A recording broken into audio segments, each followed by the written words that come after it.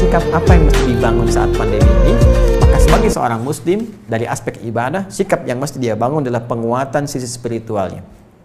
Ya, nanti di sini saya turunkan ada beberapa ayat di bagian ini yang memberi petunjuk langsung kepada kita. Jadi kalau nanti ada yang terkena COVID-nya misalnya, itu nanti mohon izin Prof, ada langsung zikirnya dibimbing oleh Al-Quran. Ya, bisa zikir yang standar Quran surah ke-26 ayat 80, zikirnya Nabi Ibrahim tuh.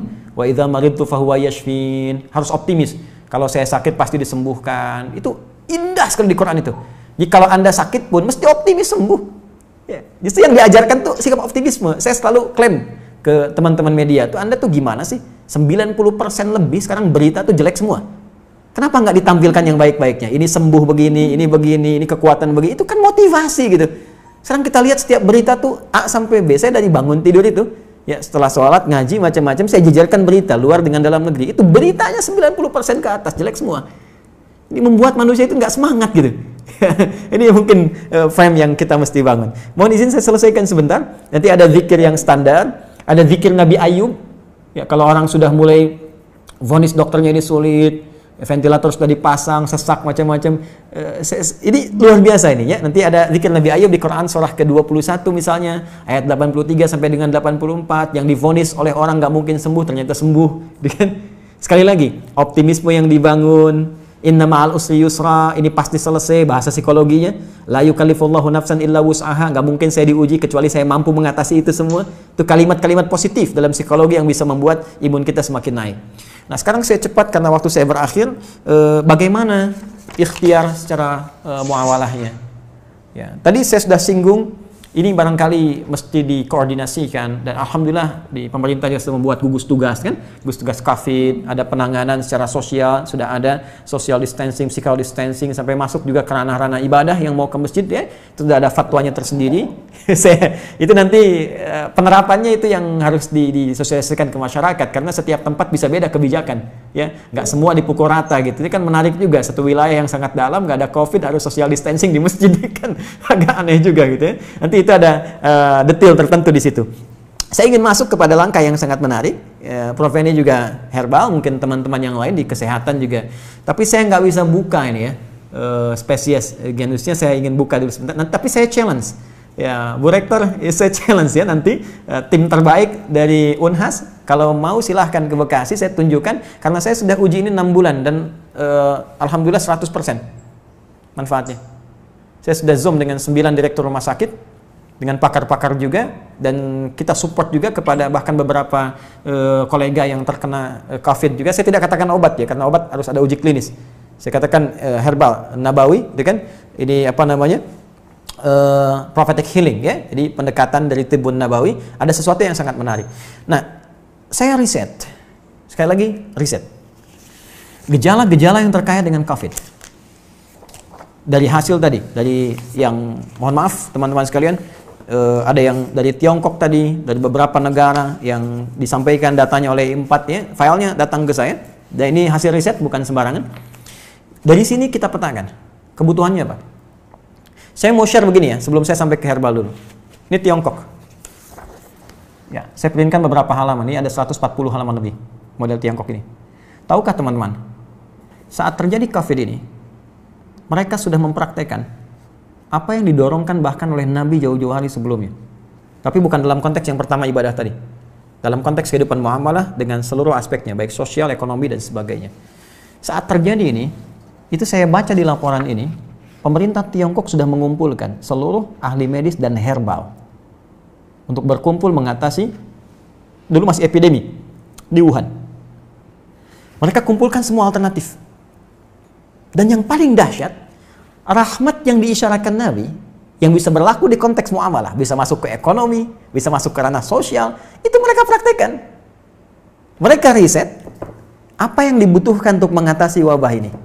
Apa saja yang dibutuhkan. Lalu mereka minta ke dunia-dunia luar, dan dunia luar ya luar biasa dengan itikat baiknya. Ada yang nyumbang APD, nyumbang macam-macam. Mereka sudah petakan, oh ini kebutuhannya. Dan sudah dilihat, ini satu hal yang dirasakan akan banyak menyebar. Karena dalam skala global, termasuk khususnya dalam politik global, ini kan isunya luas. Dengan 3 tipe itu, kan? Ada yang versi Amerika, versi Israel, ada yang versi Cina-nya, kan? Artinya ini kan sudah menyebar dan mereka sudah lihat. Artinya apa? Potensi dari segi muamalahnya, karena ini kan sisi agamanya kosong gitu kan, dalam tanda petik minim lah. Dia tarik sisi ekonominya saja. Bahkan dari tim mereka punya tim khusus yang dalam bidang ekonomi untuk memetakan ada ribuan list yang mungkin bisa dimanfaatkan dengan situasi pandemi ini. Ini bikin APD, ini bikin kits, bikin ini, bikin itu, bikin sampai puncaknya vaksin. Dan mereka sudah prediksi. Akhirnya dari luar ditarik nyumbang ke sana, ketika di luar merasakan sudah mulai terkena dan kesulitan untuk itu, mereka ekspor. Saya beri contoh gini ya. Kami punya kelas riset. Kelas riset ini basicnya Al-Quran dan Hadis. Ada 5 kelas utama. Di antara 5 kelas itu nanti ada kelas pengusaha, ya, ada kelas dunia kesehatan. Kami tergabung dengan 400 dokter, ya, ada nakes, ya, dan macam-macam. Itu belajar semua kurikulum dari Al-Quran dan Hadis sesuai spesialisasinya. Jadi kalau dokter mata, apa kurikulum mata di Al-Quran? Kita turunkan dalam pembelajaran. Ya, dokter gigi, dokter ini macam-macam termasuk kaitan dengan apa yang kita kaji. Saya riset dengan teman-teman yang di dunia usaha. Ini akan ada kebutuhan APD, masker dan sebagainya. Sampai kami buat standar yang nanti akan ditetapkan nih oleh pemerintah. Ini standar APD. APD yang tersebar di Indonesia itu pionir pertama yang riset di antara kami. Ya, ini yang versi pemerintah untuk distandarkan. Ya, face shield. Kita buat face shield, masker. Tahu nggak teman-teman, Prof? Kita buat face shield untuk bantu masyarakat awal-awal. Bahkan kita gratiskan. Kemudian setelah itu kita ambil bahan baku harga sekian. Dari bahan baku 25.000 baru akan disupportkan ke masyarakat. Sudah ada di salah satu toko, saya nggak sebut nama, yang ngambil dari Tiongkok 60.000 dijualnya dan sudah lolos dengan semua ujinya. Saya ingin lihat dengan persepsi yang lain ya. Saya ingin lihat dengan persepsi, bukan persepsi kita menyoal. Persepsi kita melihat bagaimana Tiongkok membaca peluang menjadikan ini sebagai rahmat dan sekarang diselamatin WHO. Selesai gitu kan. Mereka bebas tapi mereka bisa meningkatkan sisi ekonominya. Kenapa kita nggak riset itu semua? Peluang apa yang bisa kerjakan kita sekarang? Kenapa teman-teman misalnya di wilayah Makassar, Sulawesi bisa tidak membuat batasan terbatas? Kenapa Anda nggak bikin aplikasi? Ya, meningkatkan ketahanan pangan. Riset, siapa yang jualan padinya, siapa yang jualan kentangnya, jualan sagunya, macam-macam. Aplikasi wilayah Makassar saja. Unhas jadi pionirnya. Yang butuh pangan ke sini, butuh ini ke sini. Mereka tinggal klik. Lokal hidup, nggak terganggu. Baru kita ngambil dari luar. Itu sisi ini. Ya, yang paling menarik ketika saya riset tentang gejala COVID-nya, dari mulai imun menurun, pernapasan terganggu, ya mulai macam-macam lah segala gejala COVID yang Anda lebih tahu di dalamnya, saya cari dalam narasi hadis-hadis Nabi, dan Masya Allah, Alhamdulillah, ditemukanlah satu herbal, saya sebut herbal, yang mencakup semua gejala tadi. Dan itu, dunia internasional pun belum masuk ke situ. Belum ada kesadaran itu gitu. Ya, saya cek kemudian di Indonesia nggak ditemukan materinya. Ini hanya ada di 2 tempat di dunia. Dan zaman Nabi sudah dipraktekkan. Ada gejala-gejala yang serupa pernah ditangani Nabi dengan pendekatan yang bisa diminum, bisa dimasukkan, teteskan ke hidung, bisa diasap gitu. Ya, itu ternyata saya cek sudah masuk jurnal, Prof sekalian. Ini materinya udah ada di jurnal. Ya, jurnal-jurnal ilmiah internasional. Ini saya ada beberapa jurnal nih yang sudah ada, ya. Tapi saya mohon maaf saya belum bisa zoom ya nanti. Maksud saya nanti saya bikin statement di akhir.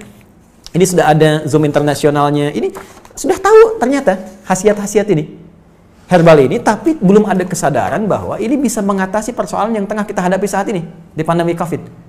Ya, saya keluarkan itu, saya lacak hadisnya dari sejak 18 Maret saya usahakan, saya dapatkan dari sahabat kami karena ini hanya dapatkan di 2 tempat di dunia. Ya. Di Himalaya dengan di Saudi bagian timur. Ini ada. Saya minta kemudian dan itu alhamdulillah ada. Saya cobakan ya, kita treatment beberapa teman-teman yang isolasi mandiri ya, karena di rumah sakit kan tidak mungkin karena protokol kesehatan. Tapi menariknya kalau ada izin dari keluarga untuk kepentingan pribadi, boleh jadi pendamping suplemen. Kami 6 bulan coba ujikan itu sampai dengan sekarang rekornya 100%. Hanya 3 hari paling lama. Ya. Yang terkait dengan COVID ini, saya tidak mengatakan obat ya. Kalau enggak besok nanti saya diundang. jadi saya katakan ini ada pendampingan prophetic healing. Kemudian saya sempat share juga Zoom dengan beberapa 9 direktur rumah sakit. Kita berikan bantuan juga itu dengan skala yang sangat terbatas. Dan menariknya, saya coba pesan itu 1 kali lewat online. Ya ingin tahu gitu kan, ada dilacak. Ini sudah di produk internasional, tapi dengan arah pengobatan tertentu, bukan ke COVID. Ya, bukan gejala-gejala ini, dan belum tahu kalau ternyata itu bisa untuk gejala yang dimaksudkan. Jadi kalau kita pesan pun ada, cuma kualitasnya belum tentu sama karena ada 15 spesiesnya, 15 spesies. Nah, saya coba pesan, ya, saya minta staff saya pesan, coba saya pengen tahu nyampe nggak ke kita barangnya. Tahukah Anda apa yang terjadi?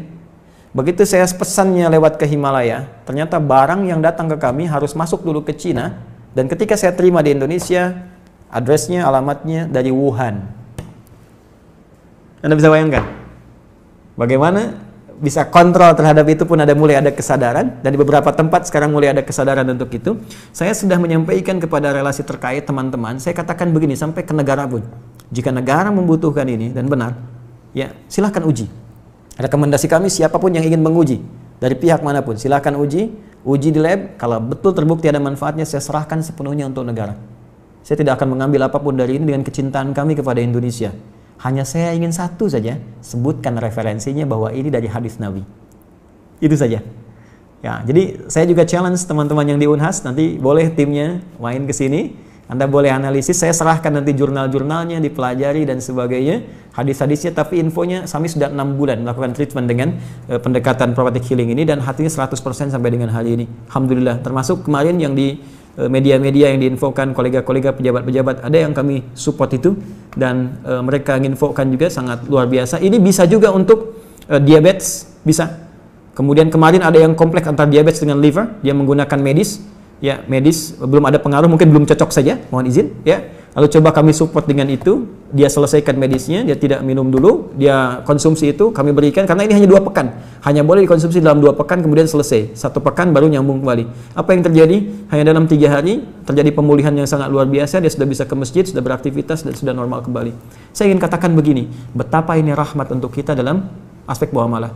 Kita bisa terbuka, bangsa kita bisa lebih kreatif, bikin APD, bikin peluang, bikin macam-macam, semua sifat makro dalam bernegara itu bisa kita dudukan di sini. Yuk, dari segi ekonomi apa sih yang bisa kita ambil manfaat dari sini? Jangan dikeluhkan semua. Ya, dari segi ibadah sudah selesai tadi. Ya, dari segi kehidupan sosial seperti apa? Ada banyak hikmah yang bisa kita gali. Silaturahim, penguatan di keluarga, ya, penguatan di kampus dan sebagainya, dan tentunya teraplikasikannya nilai-nilai kebangsaan dengan nilai yang lebih luas. Saya kira itu yang bisa saya sampaikan, ya, sebagai uraian dengan basic tadi apa yang dimintakan. Saya pikir Bapak Ibu lebih memahami apa yang saya sampaikan, dan saya banyak belajar dari Bapak Ibu sekalian. Ini hanya share saja apa yang saya temukan, boleh jadi Anda menemukan yang lebih baik dari pernah apa yang